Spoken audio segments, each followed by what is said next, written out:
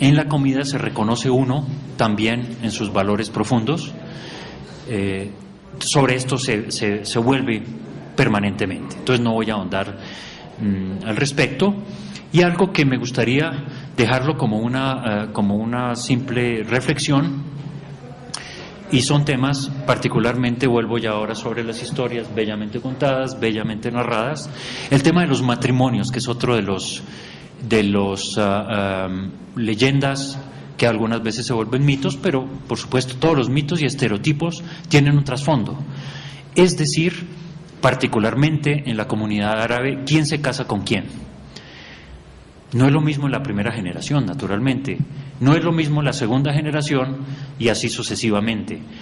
Uno oye ve en los textos como todavía algunas personas dicen, es que me mandaron pedir, o mi novio era importado, llamémoslo así. Probablemente eso tiene un gran trasfondo de verdad. Probablemente solamente los números pueden decir si ese trasfondo es una realidad y en qué momento las personas comienzan a romper como ese esquema que puede haber sido verdadero o puede no serlo. Entonces eso también es algo que importa mucho, saber en qué momento estas dos grandes tensiones que se llaman la asimilación y la integración están jugando. En qué momento yo me decido asimilarme. Hay cosas que se mencionan con cierta asiduidad igualmente. El tema de los nombres, que la gente no era consciente de que particularmente para la comunidad árabe el nombre era lo primero que perdían por voluntad propia. Algunas veces la gente lo hacía porque, hombre, yo no quiero ser distinto, entonces yo adopto un nombre que se parezca. Otras veces por imposición, eso lo sabemos ya casi todos. Se llega al puerto, ¿usted cómo se llama? Yo no entiendo usted cómo se llama, así es que Francisco Pérez le conviene más. Y bueno, pues si yo necesito entrar, Francisco Pérez me conviene. Y yo sé que ahora la tercera y cuarta generación está recuperando sus nombres. Hay bellas historias aquí sobre nombres verdaderos, en lo que no quería ahondar más. Y por último, lo leí con un encanto particular. Y yo, naturalmente que los estereotipos, algunas veces diría, estos son cuentos, son historias, no son historias, son cuentos o historias en el sentido sajón, que confunde qué es verdad y qué es mentira. Pero aquí, claro, naturalmente yo en algún sitio inventé un epígrafe que es en la memoria, que juega unos trucos bastante complicados. Dice, una cosa es lo que uno recuerda, otra cosa es lo que quiere transmitir, y otra realmente lo que uno quiere confesar, porque naturalmente uno, y es la naturaleza humana, y de ahí nace toda la literatura, uno escoge sus recuerdos y los glorifica, los santifica y los transmite. Entonces, esto de ser colombo-árabe es muy interesante, y ya con esto cierro, porque hasta donde todos otra vez vuelvo a decir desde mi terruño, mi altiplano, yo soy paramuno, ¿qué tanto es árabe? Si le echamos cabeza al asunto, probablemente por la lengua, vamos a saber que tenemos muchísimo más de lo árabe vía el andaluz, de lo que jamás nos hubiéramos imaginado. Pero ustedes también, aquellos cuya ascendencia árabe está mucho más cerca, podría decirse, ¿qué tanto de colombiano soy? Porque es fácil decir colombo-árabe, eso se dice muy, muy rápido. Pero ¿qué tanto estamos dispuestos a aceptar? ¿Qué tanto estamos dispuestos a aceptar que los demás son distintos? Y otra vez cierro con que esto de ser distinto no deja de ser una barrera y una protección, no sé contra qué, pero yo tuve dos compañeros de colegio, de pupitre, uno hermano de María Mercedes Turbay, que vale, pues eran mis compañeros, y yo sabía que eran Turbay, Marulanda, queridísimo compañero Eduardo, así es que no lo veo hace mucho tiempo y gozaré de volverlo a ver, pero yo jamás entendí que él fuera diferente, ni mucho menos. Que en mi adolescencia yo no entendía que un señor que se llamara Turbay, que yo sabía que era diferente, para mí realmente se lo digo desde el fondo de no entendía que fuera una diferencia, o sea que me tuvieron que enseñar después que eran diferentes y realmente pues eso nunca fue.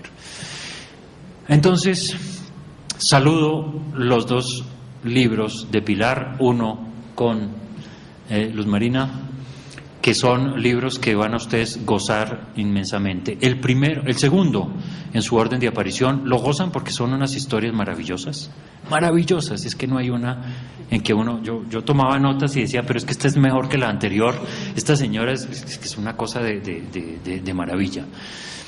Y el libro, un poco más académico, pues nos aclara los aspectos que fueron quedando velados en el curso de la vida, porque nadie nos dijo, siempre nos decía los árabes y los turcos, claro, pero es porque uno generaliza y las generalizaciones nuevamente es lo peor que uno puede ocurrir. Aquí se desgeneraliza, se particulariza, se ponen hitos temporales, espaciales, regionales, quiénes venían, cómo eran tratados fundamentalmente, pero se cruzan lo que dice el documento con lo que dice la vivencia. Entonces, sin pudor, ahora sí, saludo enormemente estos libros, así es que, pues muchas gracias haberme pedido, que lo he debido decir desde el comienzo, porque es que lo haría, yo me hubiera peleado a codazos para estar acá. Muchas gracias.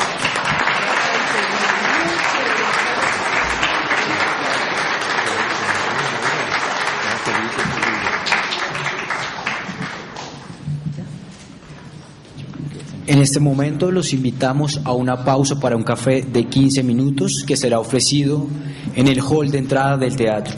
También les informamos que la repostería árabe que lo acompaña es cortesía de la señora Helen Fares de Libos.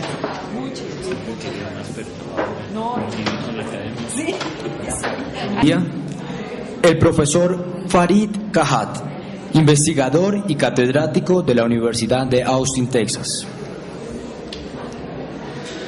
Ha sido profesor e investigador de la División de Estudios Internacionales del Centro de Investigación y Docencia Económica de México. Miembro asociado del Instituto de Estudios Internacionales de la Pontificia Universidad Católica del Perú. Integrante del Grupo de Trabajo sobre Temas de Seguridad de la Fundación Friedrich Ebert. Consultor ad honorem en el tema de misiones de paz del Ministerio de Defensa del Perú. Profesor asociado al Departamento de Ciencias Sociales de la Pontificia Universidad Católica del Perú. Actualmente es profesor e investigador visitante de la División de Estudios Internacionales del Centro de Investigación y Docencia Económica de México. Además, autor de múltiples publicaciones. Su conferencia se titula Juicios y prejuicios sobre los árabes en el Perú y América Latina.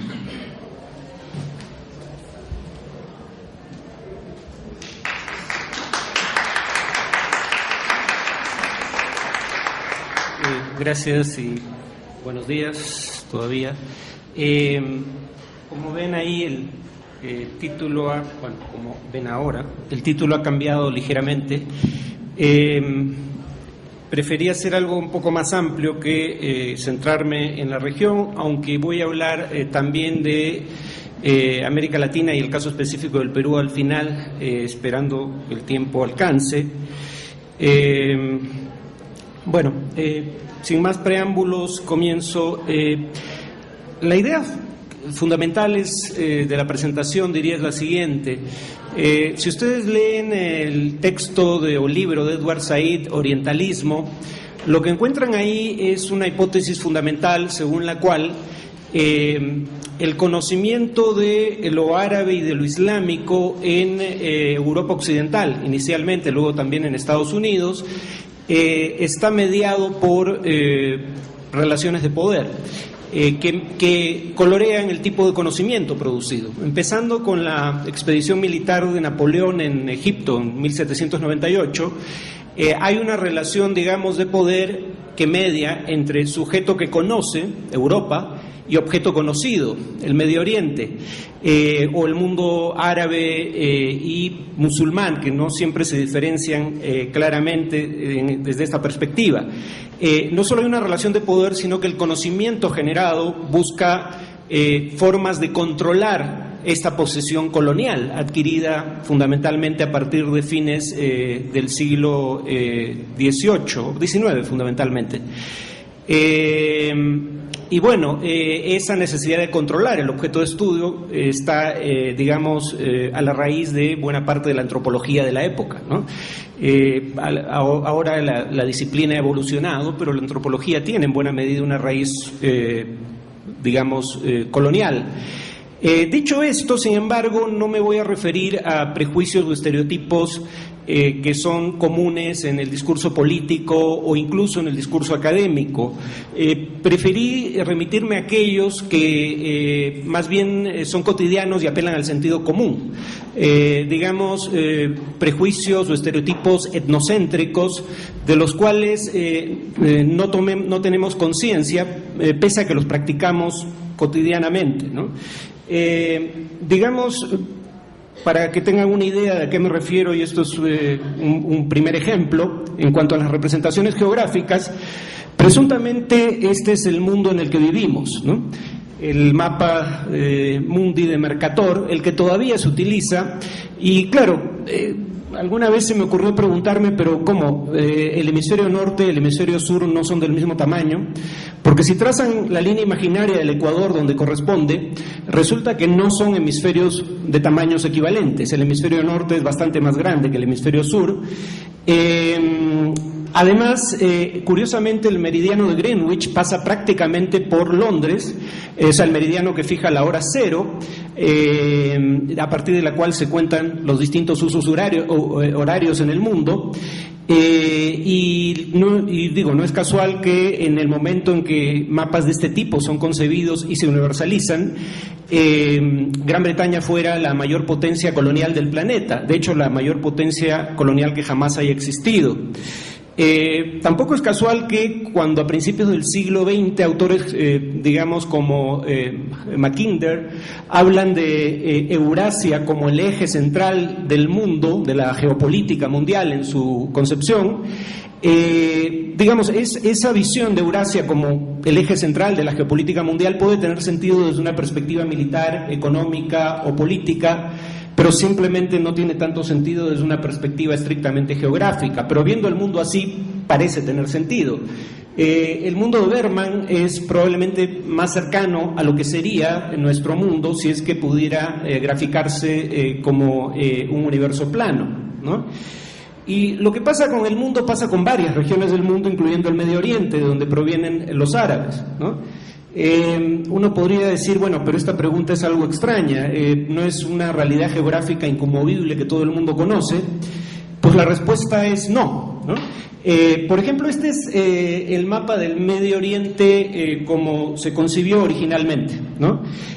Sin embargo, digamos, con el paso del tiempo el Medio Oriente se va ampliando y pasa a, bueno, este es el Medio Oriente, la imagen anterior, pero en el contexto del mundo. Pero luego el Medio Oriente se va ampliando para incluir primero las zonas en verde claro que ven a su derecha, y en un intento finalmente infructuoso de la administración Bush se incluye luego las zonas en verde claro que están a su derecha, ¿no? Y la pregunta es, ¿por qué el Medio Oriente crece? No era una región geográfica claramente delimitada. Bueno, la primera cuestión es por qué existe el Medio Oriente, ¿no? Y cuando uno ve las discusiones en torno a la denominación, Francia y Gran Bretaña que habían ganado la Primera Guerra Mundial y se habían apoderado de la mayor parte de las provincias otomanas del extinto Imperio Otomano del Medio Oriente. Francia quería poner al conjunto del Mediterráneo bajo su esfera de influencia.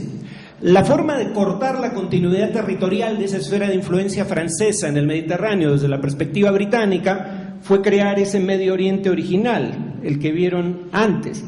Repito, eso corta la continuidad de los territorios ribereños del mar Mediterráneo, que quería poner bajo su tutela Francia, y digamos el nombre cobra carta de ciudadanía sobre todo a partir de la Segunda Guerra Mundial, cuando el cuartel general británico en la región pasa a llamarse Comando del Medio Oriente.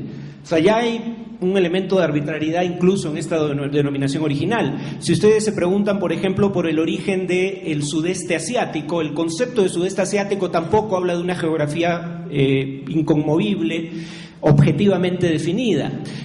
Originalmente el concepto deriva también del nombre de la base, digamos, aliada, sobre todo estadounidense, en la región, y el sudeste asiático designaba a todas las regiones al sur de China bajo control del Japón durante la Segunda Guerra Mundial, ¿no? Entonces, algo que aparentemente es una realidad incontrastable, como la geografía, en realidad no lo es un fenómeno político en su origen. Como les decía, las zonas en verde claro que ven a su izquierda se incorporan al Medio Oriente, sobre todo en la década del 50, 60, básicamente porque son países miembros de la Liga Árabe. Y ahora la preocupación angloamericana no era tanto los intentos de hegemonía francesa sobre el Mediterráneo, que ya habían desaparecido. Era más bien el surgimiento de un nacionalismo panárabe, un nacionalismo que pretendía integrar a todos los árabes en un solo Estado, y que, digamos, era un nacionalismo anticolonial, y claro, las potencias coloniales en esta región del mundo habían sido Francia y Gran Bretaña. Luego, por asociación, se incluye Estados Unidos, básicamente por su alianza con Gran Bretaña, en lo esencial, y por su apoyo incondicional a Israel.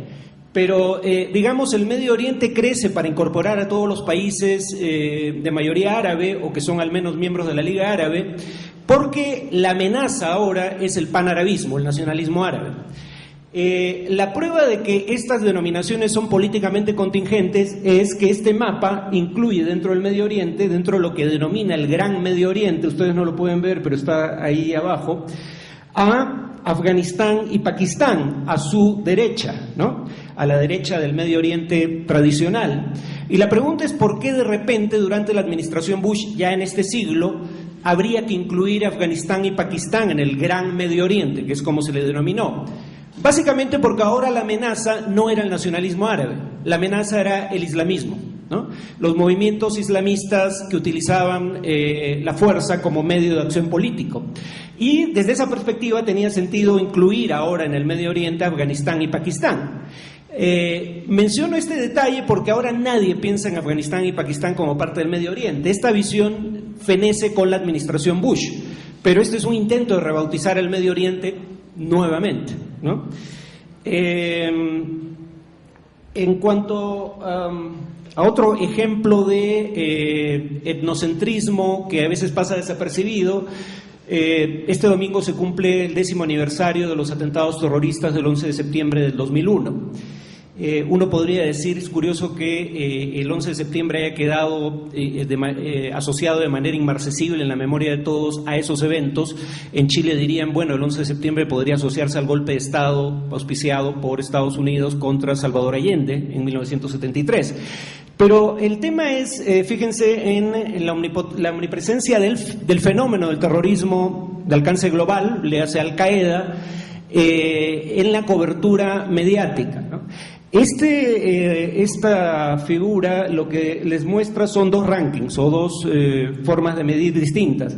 Las barras plomas o grises lo que indican son qué tan frágil es la situación de un Estado dentro del índice de estados fallidos de la revista Foreign Policy, un índice que elabora desde, si mal no recuerdo, 2005. Entonces, claramente, los países en peor situación desde la perspectiva del índice de la revista, o sea, países que son estados fallidos para todo efecto práctico, son en primer lugar Costa de Marfil, en segundo lugar la República Democrática del Congo, en tercer lugar Sudán. La línea roja, en cambio, lo que revela es, según la propia revista Foreign Policy, que hace este gráfico, la línea roja revela, digamos, el número de reportajes escritos per cápita, ¿no? O sea, por habitante respecto a estos países en la prensa escrita de Europa y Estados Unidos. Y fíjense cómo no hay ninguna relación entre el grado de cobertura en los medios de comunicación occidentales y el grado de gravedad de la situación del país según el otro índice, ¿no? Y uno podría preguntarse qué tienen en común. Estos datos son del 2006, ¿no? Aclaro eso, pero es interesante porque, si mal no recuerdo, el primer índice que elabora la revista son con datos, el segundo, con datos del 2006, y aparece el 2007. Y fíjense que los países que tienen más cobertura mediática son, entre los 10 primeros, dentro del otro índice de estados fallidos, Irak, Líbano, Bosnia y Afganistán, ¿no? Y cuando uno se pregunta por qué estos países tienen una cobertura que no guarda proporción con criterios objetivos para medir los problemas del Estado en cuestión, ¿por qué República Democrática del Congo, que se desangra en una guerra civil de décadas, no en la más sangrienta, dicho sea de paso, a nivel global en las últimas décadas, no tiene ninguna cobertura mediática? Y esos 4 países que mencioné tienen una cobertura que uno podría llamar desproporcionada. Básicamente la respuesta es que en el caso de Irak, primer lugar, Bosnia, tercer lugar, y Afganistán, cuarto lugar, tenemos presencia y ocupación del territorio por tropas o bien de la OTAN, en los casos de Bosnia y Afganistán, o bien de la mayoría de potencias miembros de la OTAN lideradas por Estados Unidos. Y en el caso del Líbano, en 2006 se produce la invasión israelí, la guerra del Líbano de ese año, digamos, en otras palabras, lo que atrae la atención de los medios es el grado de interés que estos países tienen para las potencias occidentales o sus aliados. No hay un criterio objetivo de medición de la cobertura mediática, es, digamos, desde la perspectiva de los estados poderosos involucrados en estos países, que se define qué vale la pena cubrir y qué no. Dicho sea de paso, la omnipresencia del 11 de septiembre es sintomática porque, salvo por el propio 11 de septiembre, por los atentados terroristas de ese día y en el año 2001, el terrorismo causa menos del 5%, y en algunas estadísticas y en algunos años el 1% aproximadamente, de las muertes por violencia política en el mundo, ¿no? Por lo menos el terrorismo que se puede atribuir a grupos transnacionales. O sea, básicamente la gran mayoría de las muertes por violencia política en el mundo se producen en otros lugares y por otras razones que no tienen que ver con el terrorismo. La razón por la que el terrorismo nuevamente, y en particular el llamado terrorismo de alcance global, según el gobierno de Estados Unidos, léase, repito, Al-Qaeda, que es a eso a lo que se refiere, tiene este grado de cobertura porque es sencillamente que es la que Estados Unidos ha identificado como la principal amenaza para su seguridad. No es como vamos a ver, una prioridad que compartamos. O sea, países de América Latina deberían colaborar en la medida de sus posibilidades para prevenir acciones de grupos como Al-Qaeda. Eso no está en cuestión. El punto es qué tanto pueden hacer. No creo que mucho. Y qué tan importante es para su propia agenda de seguridad Al-Qaeda. Y la respuesta es muy poco, ¿no? Ahora van a ver algo que les va a parecer un poco extraño, ¿no? Sobre representaciones etnocéntricas. Esta es la forma en que representamos habitualmente a Jesucristo, ¿no? Un personaje de ojos, tez y cabellos claros, facciones refinadas, lo cual es curioso porque, digamos, si ustedes ven, por ejemplo, el sudario de Turín, la foto del sudario es la de su izquierda. Lo otro es una representación de cómo habría sido el rostro de Cristo basado en la representación del sudario. El sudario de Turín, digamos, se asumió durante mucho tiempo que era el sudario en el que fue envuelto el cuerpo de Cristo tras la crucifixión, ¿no? Lo interesante es que la imagen de Cristo que aparece ahí es totalmente distinta a la que vimos anteriormente. Cristo aparece con una nariz y pómulos prominentes, cabello ensortijado, que es probablemente como haya sido el personaje histórico real, ¿no? Porque finalmente es un semita del Medio Oriente, no tendría por qué tener una apariencia nórdica, ¿no? Pero lo interesante aquí es, esto es todavía más interesante en mi opinión, cuando se le hacen pruebas de carbono 14 al sudario de Turín, que aclaro, la Iglesia Católica nunca dijo que fuera el sudario, digamos, en el que fue envuelto el cuerpo de Cristo, nunca lo autentificó, aunque permitió que se le rindiera culto. Las pruebas de carbono 14 sugieren que, como se pensó durante mucho tiempo, era una tela fabricada en la Edad Media, no en tiempos de Cristo, ¿no? Pero si es una falsificación, lo interesante aquí es que el falsificador al menos tenía una noción bastante más certera de cómo debió haber sido Cristo que la que tenemos nosotros hoy en día en la Edad Media europea, ¿no? Bueno, pasando un poco a nuestra región del mundo, mencioné Al Qaeda, que ha tenido una importancia, digamos, descomunal en la agenda de seguridad internacional. Y sin embargo, esto es lo que revelaba un informe del gobierno de los Estados Unidos sobre la presunta presencia de Al Qaeda en la única zona en donde se sospechaba que podía existir, en América Latina y el Caribe, la triple frontera entre Paraguay, Argentina y Brasil. Y el informe del Congreso, el informe del Congreso de Estados Unidos revela que en el presente, ahí está la fuente, el gobierno de Estados Unidos no tiene información fidedigna que confirme una presencia organizada de Al Qaeda en la triple frontera. Tampoco hemos descubierto información que confirme la elaboración de planes operativos terroristas en la región. Digamos que Al Qaeda nunca fue una prioridad para América Latina y el Caribe como lo fue para Estados Unidos, sencillamente porque no estaban aquí. Por suerte, ¿no? América Latina y el Caribe probablemente sea la única región considerable en tamaño en el mundo en donde Al Qaeda no tuvo presencia, ¿no? Pero cuando podía mal que bien identificarse una organización en la mayor parte, en todos los continentes, ¿no? Dicho esto, la agenda de seguridad estadounidense no tuviera tanta relevancia para nosotros, pero el hecho de que en general el Medio Oriente pareciera no tener tanta relevancia para nosotros es una relación relativamente distante, que hasta hace poco tenía poca significación económica también, y si bien está creciendo significativamente, todavía no es un socio comercial importante para la mayoría de países de América Latina. El hecho de que América Latina se nos apareciera como una región tan distante probablemente ayude a explicar estos cuadros que son un poco complicados porque parece demasiado número y difícilmente los van a poder leer desde ahí. El cuadro de arriba lo que indica es que en la línea horizontal están países de América Latina a cuya población a través de una muestra se le pregunta cuál es el país que considera un aliado más confiable del propio. Y en la línea vertical tienen los países sobre los cuales se les consulta.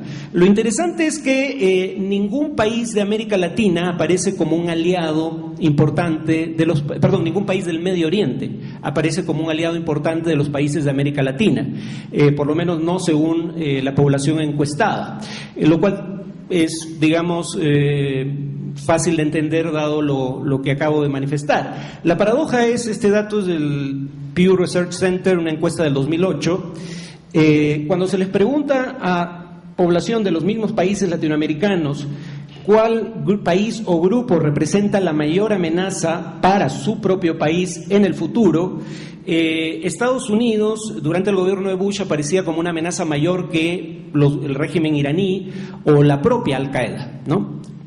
Así de ajeno nos era el Medio Oriente. Hay dos cosas que añadir sobre qué ha pasado con la opinión pública después de esta encuesta del 2008. Lo primero es que hay un efecto Obama a nivel global, ¿no? La imagen de los Estados Unidos mejora significativamente con la llegada de Barack Obama al gobierno. Y en América Latina esa mejoría, digamos, se mantiene probablemente hasta el día de hoy, aunque hay también conciencia de que Estados Unidos es menos importante para América Latina y en particular para América del Sur de lo que era en el pasado. Vean, por ejemplo, los principales socios comerciales de países como Brasil, Argentina o Perú, y Estados Unidos sigue siendo el principal, pero con una tendencia decreciente, lo mismo en cuanto a inversión extranjera procedente de Estados Unidos comparada con otros países. Pero el efecto Obama, que en el Medio Oriente está fuertemente asociado a un discurso que da el propio presidente Obama en el Cairo, poco después de asumir el cargo, lamentablemente en el caso del mundo árabe se ha desvanecido casi por completo, ¿no? La imagen de Estados Unidos ha vuelto a ser la imagen de siempre, y según las encuestas, porque Estados Unidos no está en condiciones o no tiene la voluntad de ejercer ningún tipo de presión sobre Israel para que haga concesiones en las negociaciones con los palestinos, ¿no? Entonces, esa mala imagen se había revertido parcialmente y esa reversión fue lamentablemente para Estados Unidos, para el gobierno de Estados Unidos, efímera. Ahora van a ver otra cosa que quisiera explicar brevemente antes de ir al cuadro. Quienes hacen encuestas, yo no soy uno de ellos, pero tengo colegas que hacen encuestas, quienes hacen encuestas saben que se puede cambiar los resultados sin mentir, pero manipulando las preguntas. Básicamente la respuesta a una pregunta en una encuesta puede variar significativamente dependiendo de cambios menores en la forma en que es formulada la pregunta o dependiendo de las alternativas de respuesta que el encuestador ofrece, ¿no?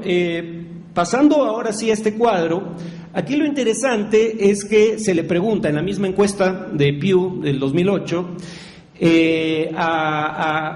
digamos, ciudadanos de los países que ven en la línea vertical, si tienen simpatía ellos personalmente por Israel o por los palestinos en el conflicto palestino-israelí, y el encuestador solo les da esas opciones, ¿no? Les pregunta sobre su simpatía personal y les dice simpatizan con los palestinos o con los israelíes.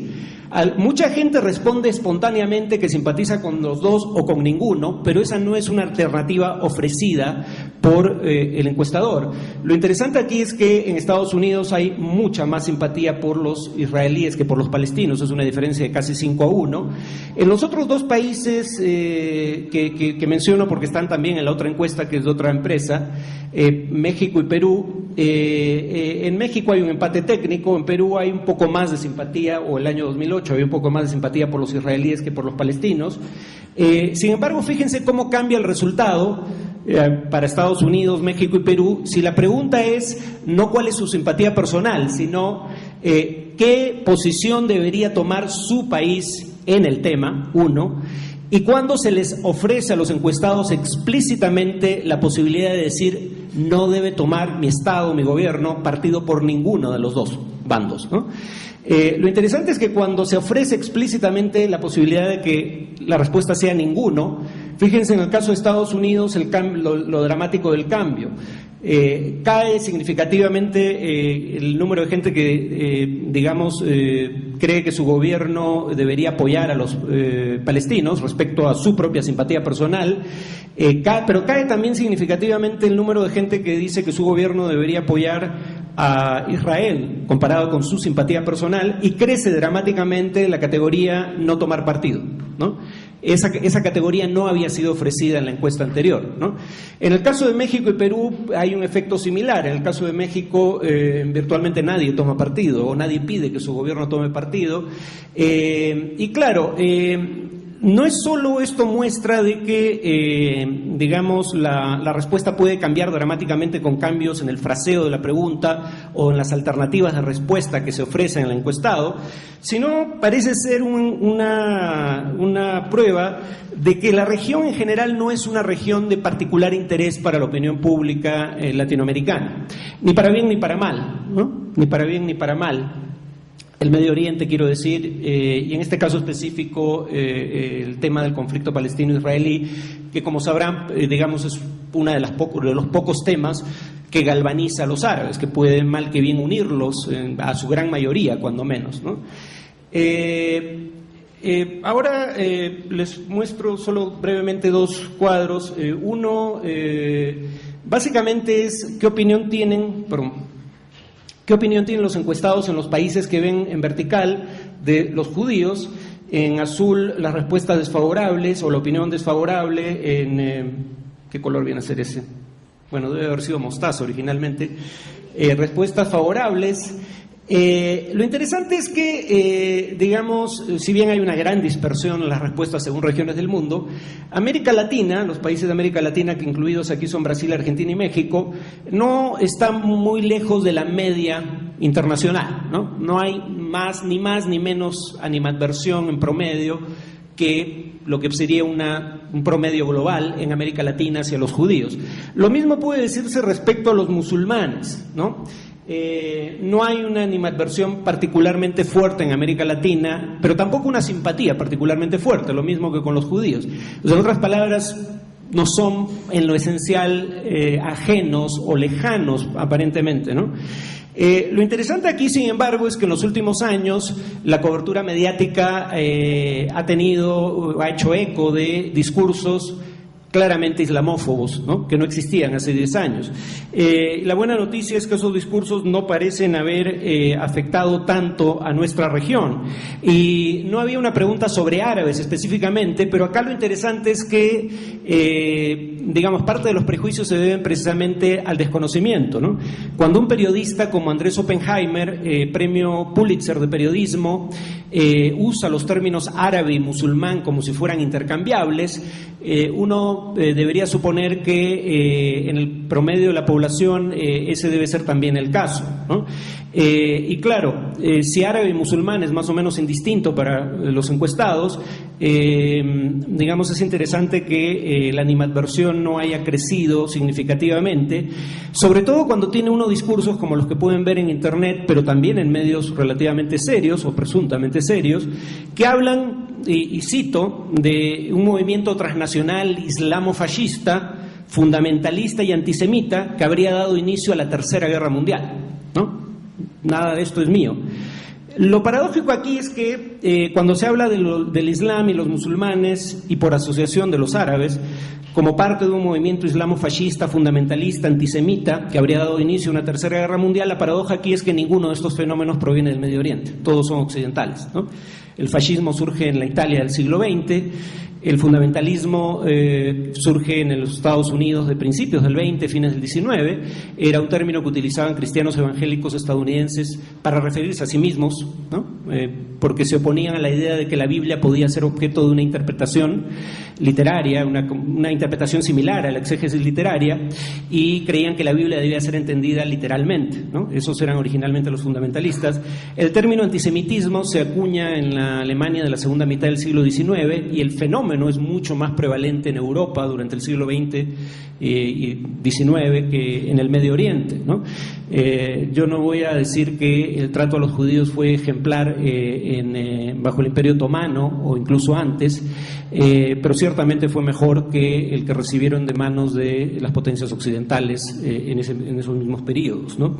Pero este tipo de discurso es lo que lleva a un autor como Zbigniew Brzezinski, que fue asesor de seguridad nacional del gobierno de Carter, a decir que, y cito, el estereotipo facial de los árabes, en particular en las caricaturas periodísticas, es en ocasiones una lamentable reminiscencia de las campañas antisemitas del nazismo. Esto es interesante, que el discurso antiárabe y antiislámico en sectores influyentes, minoritarios pero influyentes, de Estados Unidos o de Europa, se parezca al discurso antisemita, porque está produciendo como daño colateral el crecimiento también del antisemitismo, ¿no? Si creían que, digamos, los xenófobos discriminan, no, odian a todo el que es diferente por igual. Odian a árabes, odian a musulmanes, pero también odian a judíos, ¿no? No hacen mayor distinción. Un dato anecdótico de esto, luego voy a mostrar la conclusión de una encuesta sobre esto, no me queda mucho tiempo. O sea, no queda mucho tiempo la presentación, digo. Hay un pastor evangélico de nombre John Hagee que era conocido y era un gran aliado de Israel. Era conocido fundamentalmente porque fundó una asociación llamada Cristianos Unidos por Israel, ¿no? Y era invitado constantemente a dar charlas en el Congreso Anual de AIPAC o AIPAC, un principal grupo de lobby o grupo de asociación de organizaciones de cabildeo en favor de Israel en los Estados Unidos. Hasta que el reverendo Hagee tuvo a bien decir por qué apoyaba a Israel y de repente a estos grupos pro-israelíes ya no les gustó la motivación. En una alocución ante sus feligreses del año 2007, el pastor Hagee había dicho, y cito un artículo del New York Times que cita a su vez al pastor en cuestión, Hagee argumentó que ciertos versículos bíblicos mostraban con claridad que Adolfo Hitler y el Holocausto eran parte del plan de Dios para ahuyentar a los judíos de Europa y conducirlos hacia Palestina. O sea, Hagee apoyaba a Israel no porque tuviera simpatías hacia los judíos, apoyaba a Israel porque en su interpretación de la Biblia las profecías apocalípticas están asociadas al retorno del pueblo judío a la tierra prometida. Cuando el pueblo judío se agrupa en torno a Sión, a este monte en la tierra prometida, se producirá el Armagedón del final de los tiempos, la segunda llegada del Mesías. Y curiosamente, desde las perspectivas como las de Hagee, en ese momento los judíos o bien se convertirían al cristianismo para salvarse en la vida eterna, o bien serían condenados al infierno. O sea, su apoyo a Israel es puramente instrumental, siendo en el fondo un discurso esencialmente antisemita. Entonces, repito, la paradoja aquí es que quienes odian o tienen animadversión hacia árabes y musulmanes en algunos países, sociedades occidentales, suelen tener animadversión también hacia los judíos, ¿no? En general existe, dice, esto es una encuesta de Pew, Global Attitudes Project, ahí está, aquí pueden ver las encuestas anteriores también, ¿no? Y básicamente dice, en general existe una clara relación entre las actitudes antijudía y antimusulmana. El público que tiene una visión negativa de los judíos tiende a tener también una visión negativa de los musulmanes. O sea, en otras palabras, el discurso de sectores conservadores de la sociedad israelí equivale a un castigo bíblico, el de escupir al cielo, ¿no? Lamentablemente se están haciendo daño a sí mismos, pretendiendo hacer daño a su presunto enemigo. Bueno, no pensaba referirme a esta diapositiva, pero ya que la vieron, esta es una regresión donde en un eje tienen qué tan importante es la religión para las personas de distintos países, en el eje vertical, y en el eje horizontal tienen el nivel de ingreso por país medido por paridad de poder de compra, o sea, verdadero nivel de ingreso, qué tanto se compra con lo que se gana, no cuánto se gana en términos nominales. Esta regresión es interesante porque se cumple la previsión de la teoría de la modernización. La teoría de la modernización tendía a suponer que a mayor nivel de ingreso, menor era el grado de importancia que la persona iba a asignar a la religión en su vida diaria. No necesariamente dejaba de creer, pero su práctica no era tan rigurosa y estricta como sí, su nivel de ingreso, o como cuando su nivel de ingreso era menor. La teoría de la modernización tiene muchos problemas, pero en esto parece haber acertado. Esa línea parece sugerir que efectivamente, y los países se agrupan en torno a la regresión, parece sugerir que efectivamente a mayor nivel de ingreso, menor importancia relativa de la religión en la vida diaria de la persona. Pero fíjense lo interesante de esta regresión es que da un resultado totalmente contraintuitivo. La excepción a la norma no son los países de mayoría musulmana.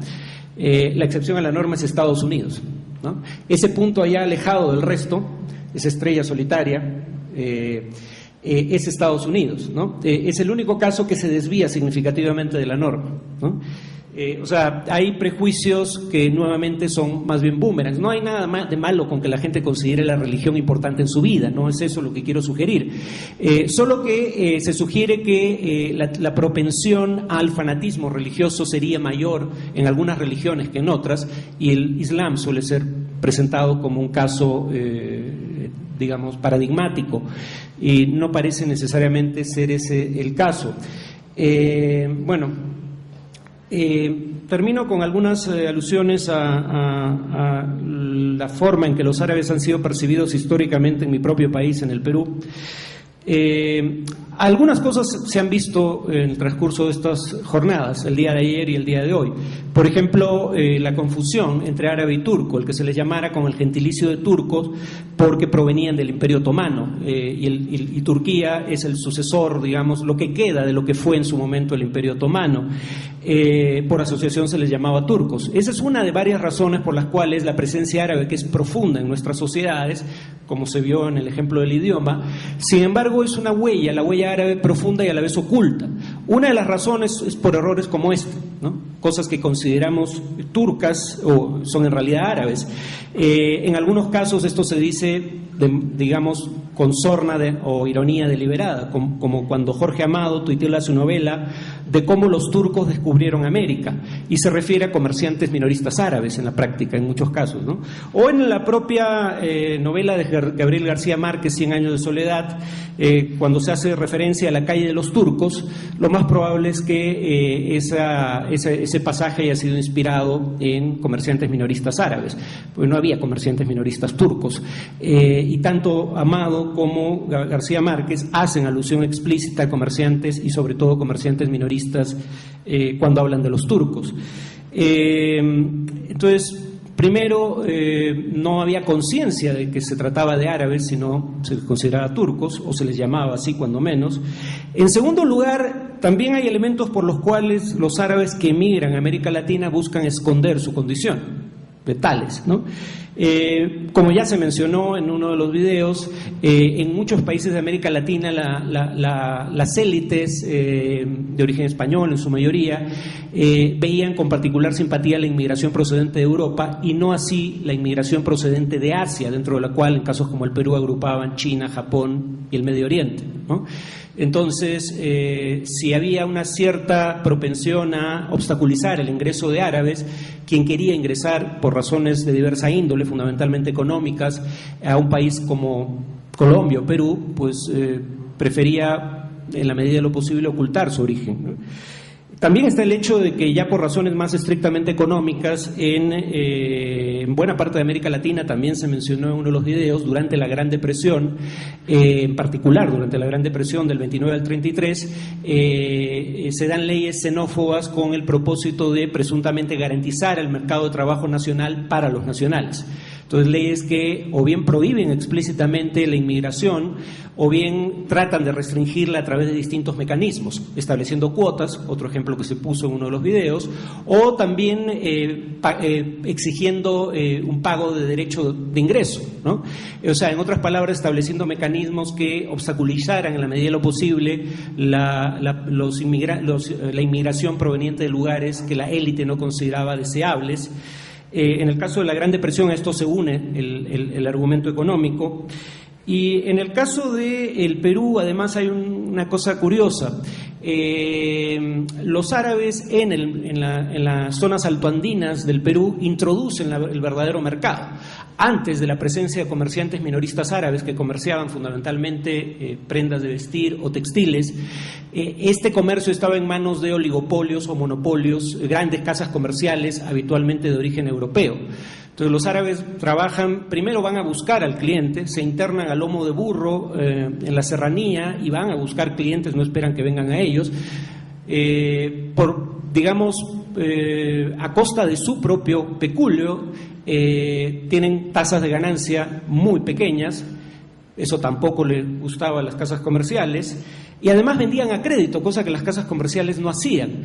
Y entonces las casas comerciales, hay cartas en libros de un par de autores, uno francés, Denis Couchet, y una peruana, Leila Bartet.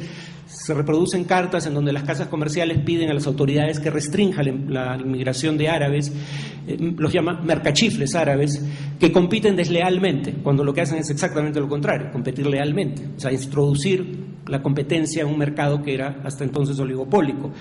En el discurso que algunos de ustedes deben haber visto ayer del presidente Juan Manuel Santos, el presidente Santos menciona que, como ya dije, los comerciantes minoristas árabes introducen el crédito, la venta a crédito en nuestros países. Y esto es interesante porque no estamos hablando de crédito bancario. Aquí no había mediación institucional alguna. No solo eso, estamos hablando de un campesino andino, probablemente quechohablante, ¿no? Y un migrante árabe que probablemente hablaba solo árabe, si no hablaba árabe, hablaba quechua, pero no español, había aprendido la lengua indígena antes que la lengua oficial, y que por ende no podía establecerse un contrato por escrito, porque ninguno de los dos sabía leer y escribir en español. Entonces, lo sugerente de este fenómeno, mencionado por el presidente colombiano el día de ayer, es que no hay institución que garantice el pago del crédito, no hay documento escrito que garantice el pago del crédito. ¿Qué mejor prueba puede haber de que había una profunda relación de confianza entre los minoristas árabes y los campesinos que eran sus clientes? O sea, el vínculo comercial se basaba única y exclusivamente en la palabra empeñada, no había ninguna otra garantía, ¿no? Lo cual sugiere que al menos estos primeros migrantes fueron víctimas de recelo por parte de la élite, pero fueron recibidos relativamente bien por la población, lo cual muestra, como siempre se ha dicho, que el contacto personal es la mejor forma de disipar estereotipos, ¿no? Conocer a la gente no quiere decir que uno tenga buena opinión de los otros, pero al menos tiene una opinión con matices, ¿no? No una opinión en blanco y negro. Termino con la razón por la cual los migrantes árabes en Perú, pero esto creo que es aplicable en algunos países como Chile, no en otros, se integran con relativa facilidad a las sociedades latinoamericanas. La primera es por estas razones para ocultar su identidad, o bien porque era confundida, o bien porque no eran europeos. Pero además está el hecho de que, según Leila Bartet, la autora peruana que mencioné, que tiene el más importante libro sobre la inmigración árabe al Perú, los árabes logran una rápida y discreta integración en la sociedad peruana, que se manifiesta en detalles como el hecho de que los padres deliberadamente, en muchos casos, no transmiten la lengua ni la religión a sus hijos, ¿no? De hecho, a veces tampoco transmiten el nombre. En mi caso, yo sí tengo un nombre árabe, pero ya mi hermano menor se llama Jaime, ¿no? Si el apellido no lo delata, el nombre definitivamente no lo va a hacer. En el tema de la religión, yo soy un ejemplo viviente. Mi padre es cristiano ortodoxo, pero mi madre es católica, pero fui bautizado católico. Cuando le pregunté a mi padre por qué me bautizó católico no siendo el católico, su respuesta fue porque no quería que fueras el raro en la escuela. Puede haber dudas sobre si logró el propósito, pero ese fue el fin que se propuso. Y tampoco transmitían la lengua. Mi padre sí tuvo algún interés en que yo aprendiera el árabe y por eso lo balbuceo, pero generalmente la primera generación, si acaso, entendía algo de árabe y la segunda generación virtualmente perdía por completo el idioma. En el caso peruano, esta vocación clara por integrarse a la sociedad que los acoge probablemente tenga que ver con el origen específico de la inmigración. Ahora sí, con esto termino. En Chile y Perú hay algo inusual, y es que la abrumadora mayoría de los inmigrantes árabes son palestinos. Y esto creo que tiene, peso explicativo en esta vocación por integrarse.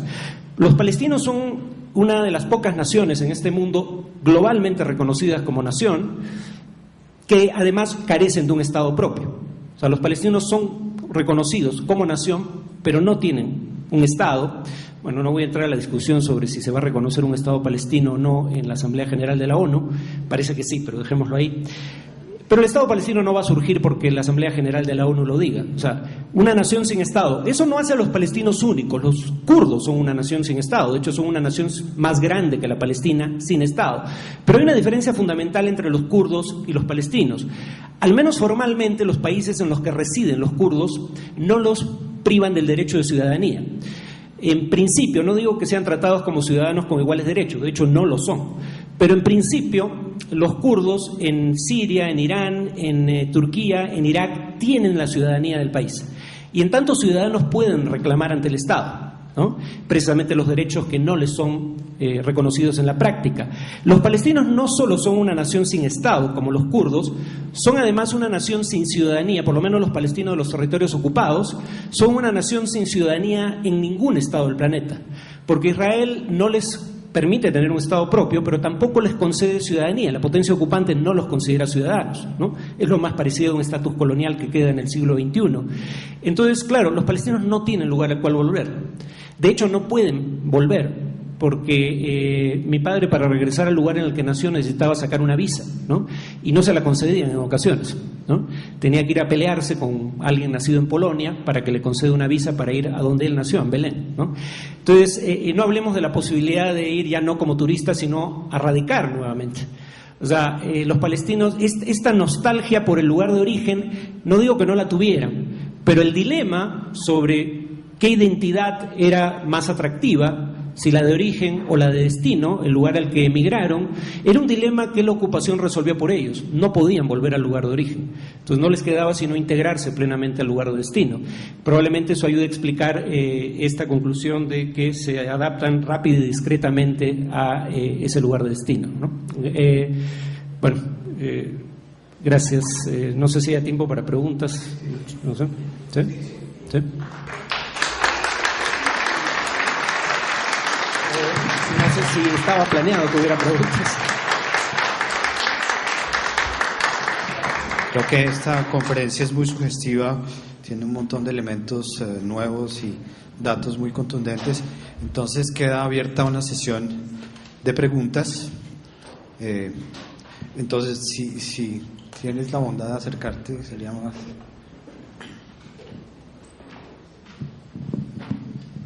Bueno, no es exactamente una pregunta, pero algo que se me quedó enmochilado.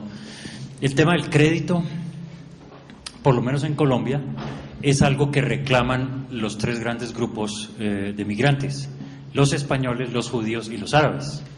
Lo que quiere decir que no era un problema del crédito, sino de la modernidad. Y tiene unas aristas que son muy complicadas, para no extenderme. Es decir, tanto los judíos, y hay que leer sus crónicas, reclaman que ellos maleteaban su mercadería, los árabes por supuesto, pero los españoles también. Entonces lo que permitiría concluir es que es la modernidad la que entra, es el crédito porque no se usaba. Pero habría algo que podría mostrar también una arista también odiosa de las sociedades, y es que en el tema del crédito, lo que a las clases altas molestaba es que el crédito permitía acceder al pueblo a una serie de bienes que de otra forma era imposible, y entonces lo asociaban con los extranjeros. Sí. Solo un breve comentario. En el caso de Perú, los españoles no reivindican eso, algunos judíos sí, pero yo incluiría a los judíos en la categoría de árabes, ¿no? Los primeros judíos que llegan al Perú tenían como lengua materna el árabe. Mi padre tenía, los han muerto ya, pero tenía amigos judíos que comían hummus, falafel, kibbe, y mi padre y ellos peleaban por si era comida árabe o judía. Si ustedes, por ejemplo, cantantes judías como Ofra Asa, hasta hace unos años, creo que todavía, no sé si sigue cantando, cantaba en árabe, ¿no? Y usaba el velo que se asocia al Islam, pero quienes tienen familia cristiana en el mundo árabe saben que también muchas mujeres árabes cristianas lo usaban, ¿no? El que cubre el pelo, ¿no? El que cubre el rostro. Entonces, muchos de estos judíos podían perfectamente calzar la categoría de árabes, ¿no?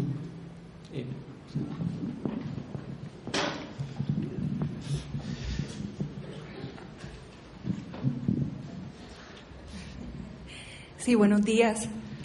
Con respecto a lo que dijo el profesor Bejarano, yo me pregunto si el crédito se le imputó a españoles, judíos y árabes, enseguida me lleva a pensar en que ellos tres compartieron el Al-Ándalus. De alguna manera, también viene por eso. Otra cosa, se trata con mucho pesar la pérdida de la lengua. Y las primeras migraciones que llegaron a América de origen árabe eran cristianas. ¿Por qué no sobrevive la lengua? Yo pienso, en cierta forma, porque para nosotros, en nuestro libro sagrado no era el Corán, mientras que los musulmanes sí tienen como libro sagrado el Corán y ellos necesitan preservar la lengua. Entonces pudo ser uno de los motivaciones o desmotivaciones, más bien para perder la lengua, porque no la necesitábamos. Mientras que el árabe, el mundo islámico, y árabe islámico no se entiende sin aprender el árabe para poder acceder al Corán. Sí, digamos, sería una razón más por la cual la lengua es importante para los musulmanes. No quiere decir que no lo fuera para los cristianos. La lengua materna es importante para todos. Son las que nos proveen las categorías con las que entendemos el mundo, ¿no? Pero efectivamente, en el caso de los musulmanes, de los inmigrantes árabes musulmanes, además el Corán, el libro sagrado, fue revelado en árabe, según la tradición islámica, y el árabe es la lengua sagrada de esa religión. Por eso ustedes pueden oír a musulmanes de cualquier origen hablar en árabe, porque la presunción, bueno, presunción no, la idea es que la forma de entender cabalmente el Corán es leerlo en su idioma, en el idioma en que fue revelado. Por eso. Sí. Bueno, esa era...